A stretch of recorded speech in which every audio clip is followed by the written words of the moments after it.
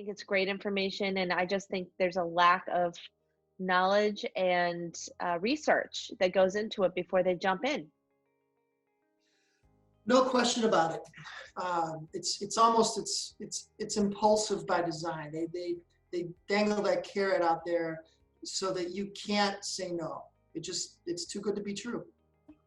Why people jump in on this kind of program, and who is most likely to jump in on this program? Is there a certain, is it mostly elderly people? Is it students? I mean, what's the situation typically? Uh, I mean, if I had to give you a demographic, I would say there's more people over 45 than under 45, and I'm kind of using that as an arbitrary age. I think that there's a lingering notion out there that bankruptcy is just inherently bad. Now, that's not true. Bankruptcy is not bad. Bankruptcy is good, actually, because it fixes a problem. Mhm. Bankruptcy doesn't just happen to a person. You don't just walk down the street and get hit by a bankruptcy. You've got several things leading up to that, and then you decide to file bankruptcy for relief, to invoke your federal laws, your privileges, to use them to your advantage, like you should.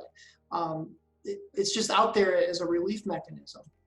But I think there's that lingering notion that, oh my God, anything but bankruptcy. Gosh, take all my money, take my house. Just don't make it bankruptcy. And I think that's less and less the case with the younger generation, with the people in their 20s and 30s now. And I say that because they just, younger people tend to just say, like, let's just get this over with. I'm young. I want to be done with it. I understand. I'll get it back. And they're right about that. They're right about that.